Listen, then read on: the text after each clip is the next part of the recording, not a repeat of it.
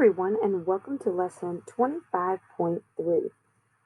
Today we are going to be talking about what happens when our angles are formed inside of our circle that are not central angles.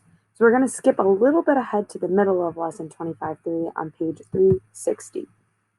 Now, when we look at this example here, we have these chords here, and we're looking for these angles formed inside of our circle. And something that we're noticing is if we look at the two arcs that are intercepted, they're intercepted by these two vertical angles that will both be the same measure. And what we're going to notice is the size of these angles is going to be the two arcs added together and divided by 2. So 100 plus 80 divided by 2 is 90. Or if we start moving these around, 135 plus 80 divided by 2 is 107. So we can play around with this and see that we are able to form these angles so that when we add these two together and divide by 2, we get that angle formed inside. Okay, so that is our big theorem of the day, that when two chords intersect on the interior of our circle, then the measure of each angle formed is half the sum of the measures of the arcs intercepted by the angle and its vertical angle. Okay, so we have, because they're going to be the same measure. So when we look at this, is we would say, okay, our angle x is going to equal arc 1 plus arc 2 divided by 2. So you see that formula down below. So again, x is going to equal 1/2 of arc 1 plus arc 2. Okay? Or down here, we see that picture as well again. Now, sometimes something else we might say is the doubling of that angle x is equal to arc plus arc. So you sometimes see it represented when we're just going to double this to get what arc 1 plus arc 2 equals, or arc A plus arc B. Okay, so in this example here, we have angle WAX is 60 degrees. So that would be this angle here. And we know that its vertical angle would be the same, just for measure there. And then they're also telling us that arc WX is 100 degrees, and we're looking for the measure of ZY or YZ, this arc over here. Okay, so again, what we know here is that our angle, our 60-degree angle inside of the circle is going to equal 1/2 arc 1 plus arc 2, right, that it's intercepting. Now, again, this goes back to what we were talking about before, that sometimes to get what the one of the arcs is, we end up having to double the 60, and the reason we did that is to get rid of the 1/2, we multiplied by 2, and then we end up with 120 equals 100 plus x. So that other arc, after we subtract the 100, would have to equal 20 degrees. Okay, so 20 degrees would be our arc. Now together, we know that arc WX, WX and YZ together then would have to be 120 degrees because they're 120 for a total of 120. And we also have some more examples with finding these as well on the next page. So if we skip then to page 361 all the way to the bottom, we're going to look at number 10 first. And we're going to use this same picture a couple different times. So you're going to want to redraw it each time we have a problem. Okay, so for the first example, it says that arc AGN is 40 degrees, little b is 80 degrees, and we're looking for the measures of angle 1 and angle 2. Well, angle 1 is that arc inside that intercepts both in its vertical angle that intercept A and B. So we know that our value for angle 1 is going to be 1/2 arc intercepted plus arc intercepted. So that's going to be 1/2 of 120, which is 60 degrees. Okay.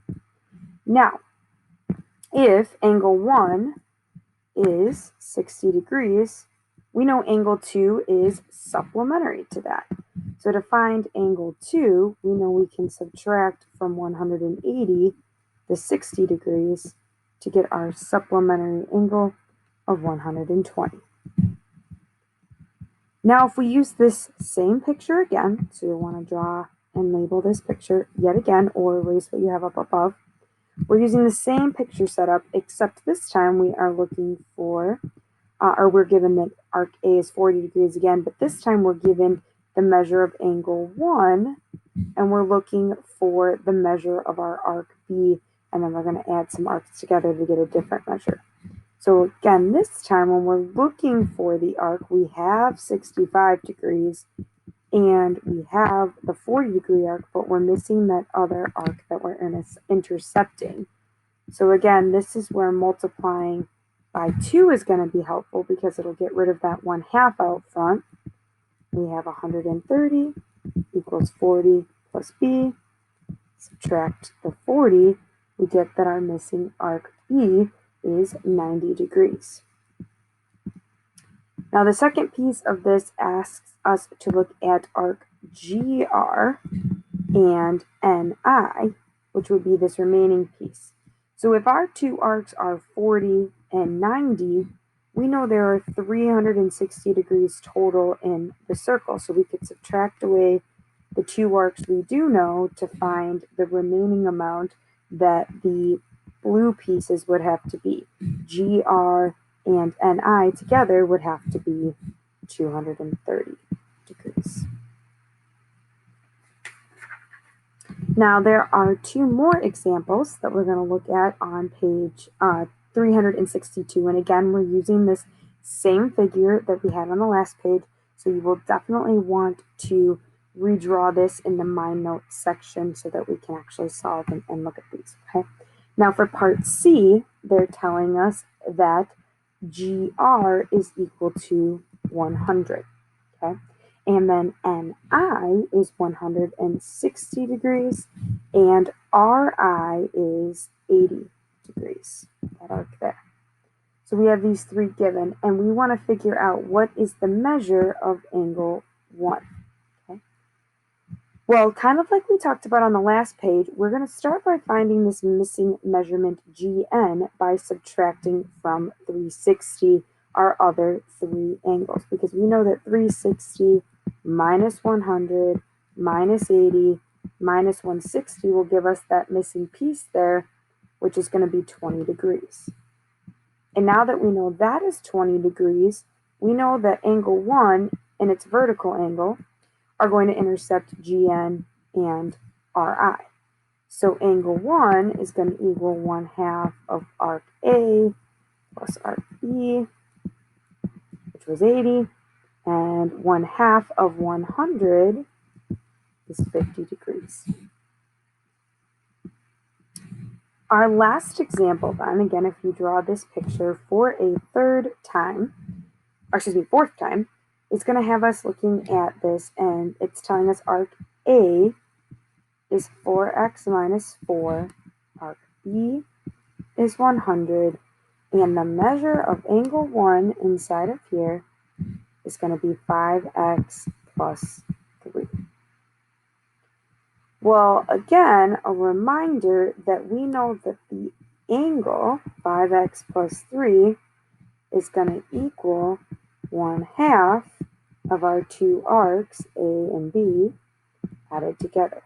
So that's going to be 4x minus 4 plus 100. Now, to start, we have a couple different options. You can either distribute this 1/2, or you can multiply the other side by 2, whatever you decide to do. This time I say we